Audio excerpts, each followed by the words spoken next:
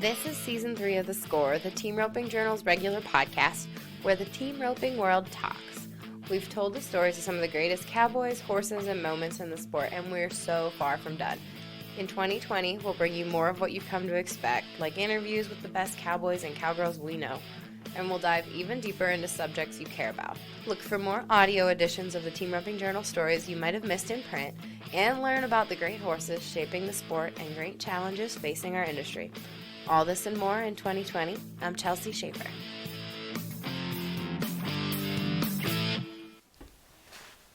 Before we get started on today's episode, it is brought to you by Patrick Smith's Great Horse WSR. He's a Donavalina, aka Rooster. You can check out raisingroosters.com for more information, and I'll tell you more about it at the commercial break.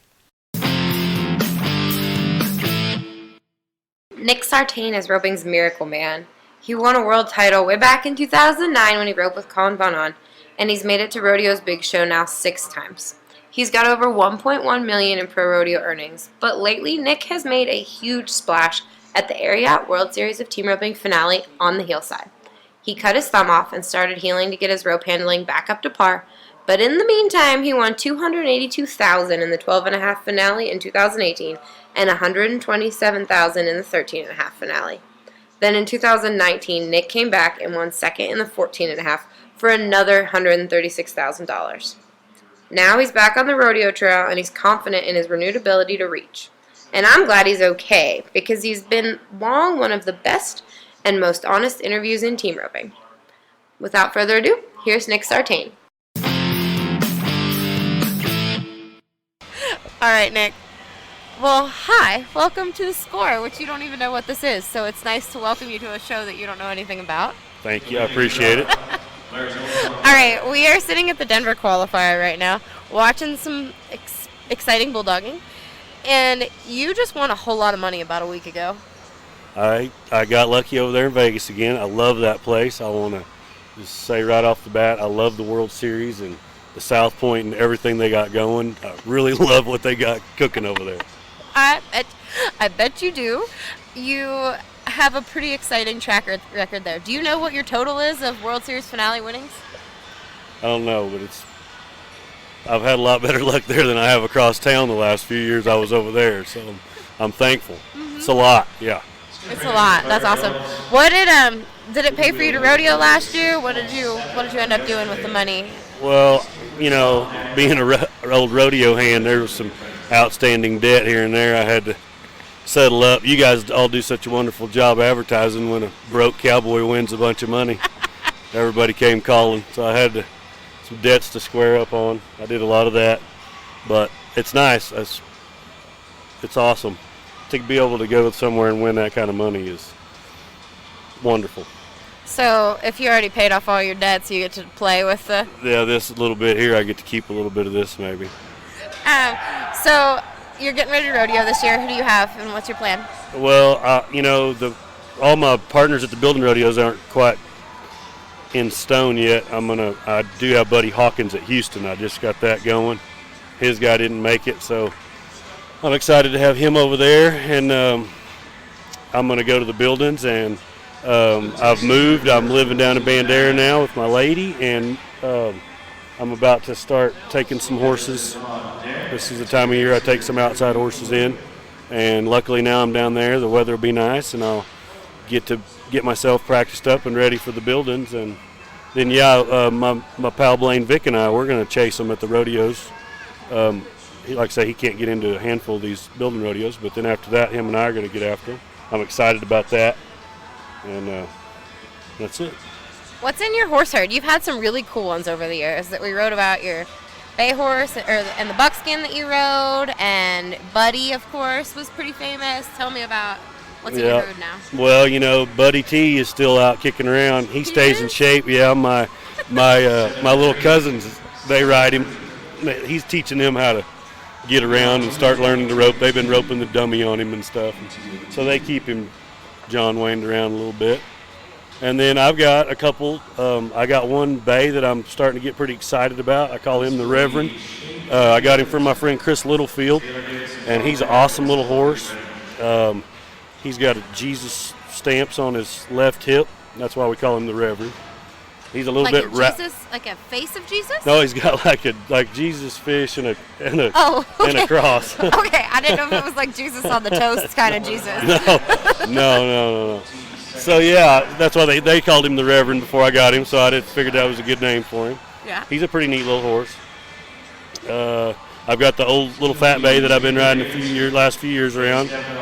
He's about 11. He's coming 11 now. His name's Willie, and I'm excited about him. I rode him all summer last year, and I was starting to get with him pretty good there towards the end of the summer and turning some good steers. So I'm excited. I got him, and I got another little young one that's coming along, and a couple other ones cooking. So you feel like you're good in the horsepower? Yeah, I'm getting closer all the time. I mean, I'm kind of cautious to ever get too cocky or too confident about my horse herd, because one can get sick and you can stab one's foot the wrong way, and then all of a sudden one's got an abscess and you're down to your practice horse in 2 or 3 days. So I'm always real cautious. But yeah, I've got a better set than what I've had in a lot of years. So I'm good with them. Now, remind me. One of the things we almost always talk about on this podcast is how somebody grew up. And, we just talked to Tate Kirchenschlager a little bit ago, and he was telling me how his parents always had every horse saddled, ready to go. That wasn't the case for you, right? Well, no, my crew was pretty excited about me roping. My crew, my grandmother was my biggest influence growing up. My dad is a horse show guy, but he shows halter horses. Halter horses. I knew it was a show. So I tried to stay away from there, because all they wanted you to do is clean stalls, and they'd hand you some wild little thing that was crazy to try to get it gentled down. I tried to steer clear of there. But my grandmother, she rode outside horses for folks and stuff, trained horses.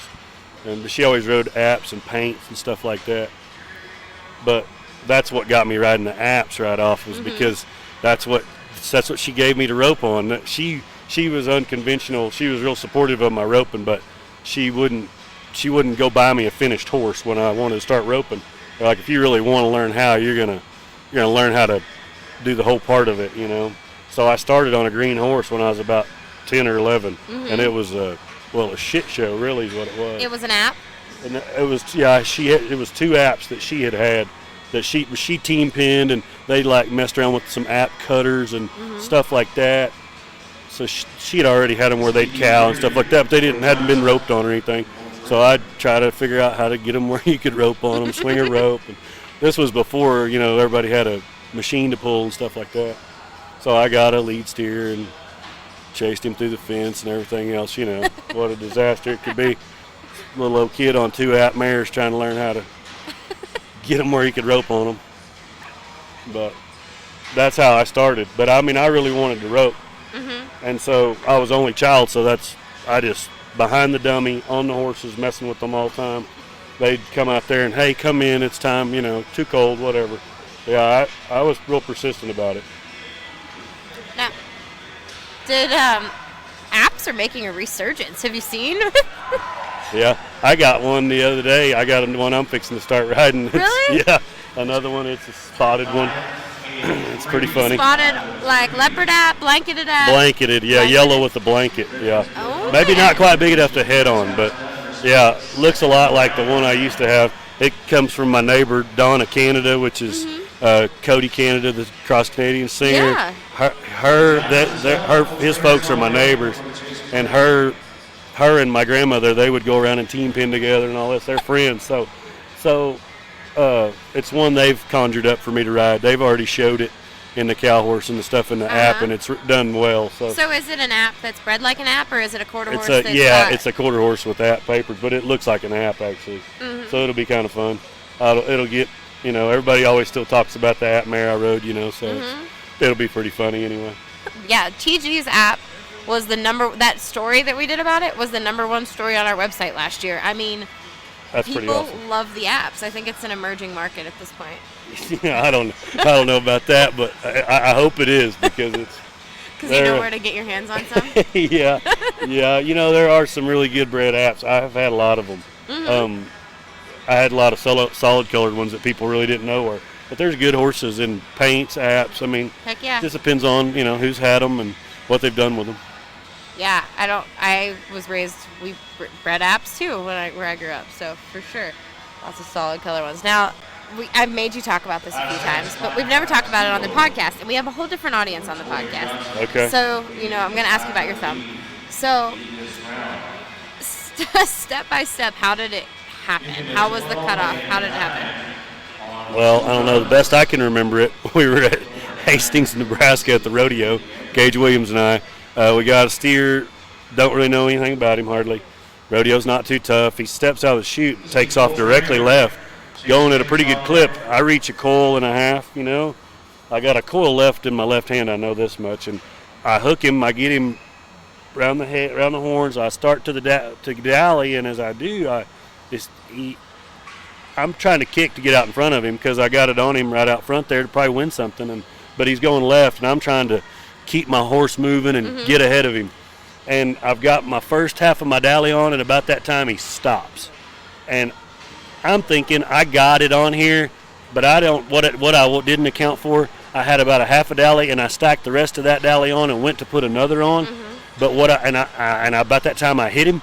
But what I didn't realize is he was a great big steer, and he was so big that it just jerked my rope. I didn't have my dally wasn't tight. And it just jerked my rope right through my hand. And the coil I had left came right down on the saddle horn, jerked both hands in there at one time. And I knew right when I pulled my hand out of there, I knew I'd got it. When I pulled it up, I seen the bone sticking up. And I just grabbed a hold of it with the other hand and started praying that I didn't panty waist out and pass out on my horse in the arena in Hastings. So did you have a game plan before you cut your thumb off? Did you know that if you cut your thumb off, what you would do? No, I never really. I just always try to live in a little bubble of wonderfulness, and hope bad things just don't happen. Yeah. But I really wasn't prepared for it when it happened. I just knew.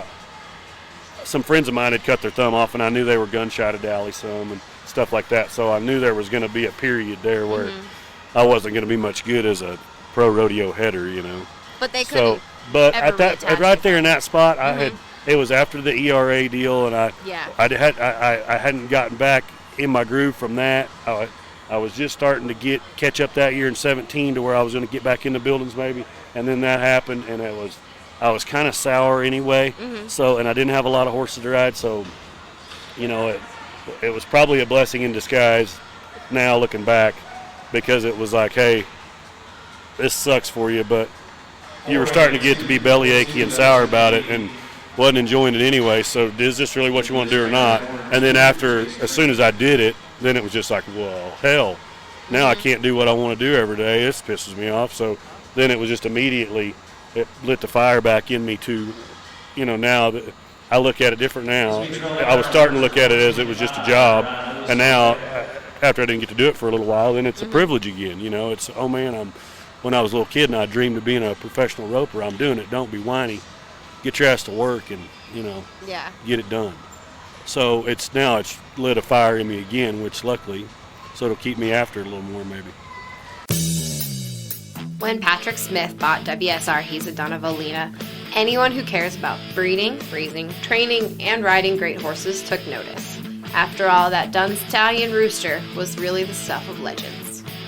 Raised and trained by world champion Randon Adams, Rooster played the role of backup horse to the legendary Horse of the Year, Diesel, for most of his career. But when Patrick Smith needed that replacement for his world champion mount and former Horse of the Year, Amigo, Rooster was where he turned. The good-boned, hard-stopping stud had made clutch pro-rodeo appearances under guys like Dakota Kirchenschlager, Russell Cardoza, and Cesar De La Cruz, and he showed up at the NFR when De La Cruz needed him most. In the short time that Smith has owned him, the stallion's earnings have jumped well over $300,000, winning $35,000 at the Bob Feist alone in 2019. Patrick bought him because he was a great one, and now he's standing him to the public for just $1,800 in 2020. The horse is by the Adams iconic producer He's a Son of a Dun, out of Paulina, a daughter of the great Docalina. Crossed on running bred mares, that bloodline produced the great Transmission, who Jay Adams won Salinas on, and who continues to turn heads under Colorado's J.B. James. And Roosters offspring are already winning at the rope horse maturities under guys like NFR qualifier Cole Davidson. If you're serious about breeding to a stallion that's going to change the game, producing offspring that are meant to win in the roping arena, then Rooster needs to be your first choice. He's had a 100% catch rate on the mares that he bred in 2019, and his books are now open for 2020.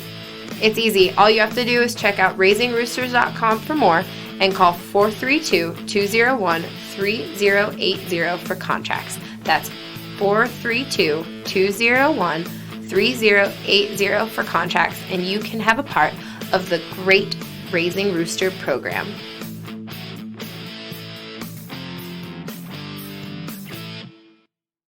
The ERA year, that was not what anybody expected it to be as far as how that went. How did that affect, the year after for you, and how did that affect how you felt about rodeo? Well, I was just like, I was a little bit sour because then I'd made the finals for 3 years there and we were doing well. And then all of a sudden it's just like, oh, now I'm on the outside. I got to start all over. Yeah. And that kind of, that kind of sucks.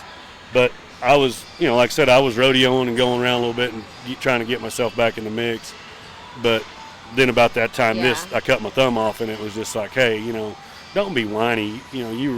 You got a chance to go rodeo amongst what they was calling the best deal, whatever. It took 10 or 12 guys. There's a lot of positive that come out of that stuff too. Shouldn't all be negative. And this, cutting my thumb off just made me kind of change my perspective and look at things a little bit different instead of, now I got to start all over and be whiny about the position I was in. It just made me look at things different. What for the better. Yeah. What magic did you and Kollin have you haven't necessarily found again? Kollin and I, first of all, he's awesome. He ropes. He's a better horseman, a better roper than 90% of the people that walk around. So for starters, I had one of the best guys. And then, two, he has a work ethic that is conducive to make you do good. And when him and I were roping together, I was still young enough then. I was, just 30, right in there. I was still really craving it, and I was willing to put in the work with him. And him and I plain old outworked him is that's what I call it. We studied tapes of the finals. We sat and we watched them, and we broke down why that didn't win, why that guy's horse is better, because his pulls up the wall. We broke down every aspect of what it was going to take when we got in there to do our business. And then we went out there and we practiced at it at his house every day, and we put in the time and the effort. And I had just barely enough horses and just barely enough talent, and he had plenty of horses and talent, and together with the work that we put in, and then we went out there to the finals, and some of them other poor fellas, their misfortune turned into our good fortune, but we went out there and we were ready to make 10 good runs, and we did that. And that year it worked. And that was, but the magic of it was in the work ethic. We were both in a spot where, we were all in. There was nothing we were going to do but work to be the best we could be at it. And we were good pals, and we were going to do good. It was just how good did we draw and how good were we going to do, Yeah. We knew there's something about it when you get a guy that knows ropes as good as you do, and you guys feel like you're confident on top of your game, and you got some good horses. Like where we were at right there, and then you start putting in that work ethic and you put in that sweat, there's a confidence that is given back to you, or to me it is. Yeah. And no different than when I roped with Rich. Him and I roped together 3 years. We made the finals 3 times. Hard to do. Hard to do. But we put in the time and we put in the effort. We were practiced up, had good horses, and I draw off that. If I have a partner that I've been practicing with and working, and I can see in the practice pen our run is good, our horses are good, I get that confidence. You take that to town. As long as you don't draw turds everywhere you go, you're going to win. But that practice breeds confidence for me. And I think that for Kollin and I, that was for sure the magic. main biggest ingredient for me. With you and Blaine, what's your plan as far as getting it together this summer? Well, I'm excited. He's closer to me down there. He lives up, south of Stephenville at Dublin. So we'll be able to get the rope a little bit and get practiced up hopefully this spring. I moved my circuit to down there since I'm living down there, and so, if we do good at some of the better rodeos down there, we'll have a chance for that. But I'm just excited that, kind of both on the same page now. We'll go to some stuff more down that direction, and I'm excited. I think he ropes good. We're buds. We get along good. And that's a lot of it. You got to be able to have somebody that you can travel with, and it's not always going to just be, most wonderful time rodeo. And sometimes you're going to drive 10 hours and draw a crapper and drive 12 to get somewhere else, and it's going to rain and the wind's going to blow 40 and you're just going to miss. And it's just sometimes it's just not that great glamorous and not that much fun. But if you got somebody that is on the same page and you get along with, then you can ease around and do some good. Are you going to California and doing the hard rodeoing? I don't know about that. I'll have to see where he's at. I think he's got a little one maybe due here in January, the first part of January. So, he may not want to venture out west for a month. We might stay around and do some stuff around here in the spring this time. But sure, I'll sure saddle up and be ready to go for Reno and all over the summer and stuff.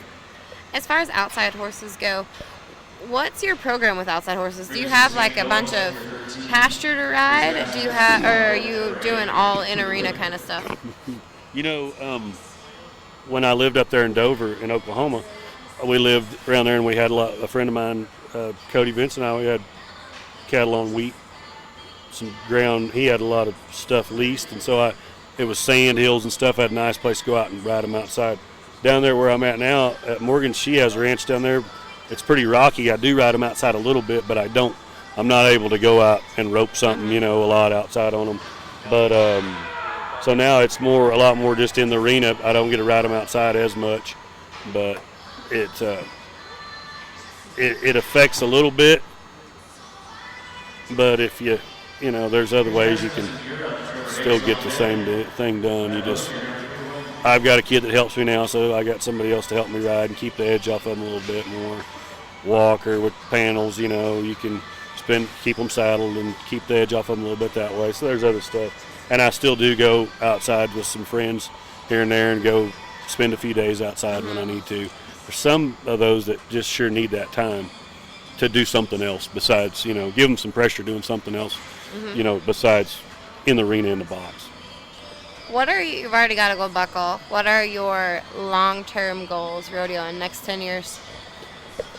I'd like to go back out there to the finals a couple times. The last couple times I got to make the finals, I didn't rope as good as what I wanted to. So it's kind of left a little burr in me just because I want to go back out there and kick the shit right out of them a couple more times, but really do a nice job like I know I can do. And I didn't get it done the last couple times, and I wanted to desperately because I was roping with Skelton. I wanted to, do the best I could do for him. But I want to go back out there and do a good job, end on a nice note. But, I don't have I haven't set a time that, I'm going to quit at this time. I don't, I feel like I haven't rodeoed the last few years, so I got a couple more extra years in me, You're like a red-shirted freshman? Yeah, kind of, whatever. But, I don't. Yeah. I don't know how much longer it'll be. I know I'll give it a couple more years for sure, and then I'll have to see, how I feel about it. The travel is what's going to make me stop. I like being at home. I like spending time with my gal, with my family. So, there's kids around there that come and rope that I want to spend time with them and help them get better. And, riding young horses, I love spending time with them younger horses and seeing them get better. And, that's what I've leaned to more now. I like to rope. I enjoy actually roping steers. And rodeo, and you sit in the truck and you don't really get to rope very much. So I'm really looking forward to kind of getting done rodeoing. But at the same time, it pays better now than it ever has. And, if you're going to stay sharp enough and you're going to rope every day riding horses, what's it going to take to keep a couple rodeo horses legged up and go put your name down for a couple months in the summer and see how you do, So I don't know. We'll just have to see. I guess when the time comes, I'll quit doing it. But for now, everybody's been giving me a hard time about it because since I've been going out there and healing and doing good, my mom even, she's kind of, hey, why are you bothering with that rodeoing? You've already, licked them doing that. Why don't you stay home and ride some horses and, just go do your World Series deal? It's like, yeah, well, I know, but it's still fun to try to, beat the best guys. Yeah. So, I don't know. We'll see, I guess. One of these days, if you just keep doing the World Series deal over and over again, they're not going to let you be an 8 for very much longer. Exactly. Maybe so. Who knows? Who knows? All right. Well, thank you so much, Nick. I'm excited that you're back out. We've missed you terribly. So. Well, I'm glad to be back out amongst them anyway. Good. All right. Thanks, Nick. Before we go, we've got to remind you this episode was sponsored by Patrick Smith and WSR. He's a Dunavalina, known as Rooster. Rooster is standing in 2020 for $1,800. That's a smoking deal when you're talking about creating some of the greatest rope horses in the sport. So check him out at raisingroosters.com and call 432-201-3080 for your contracts.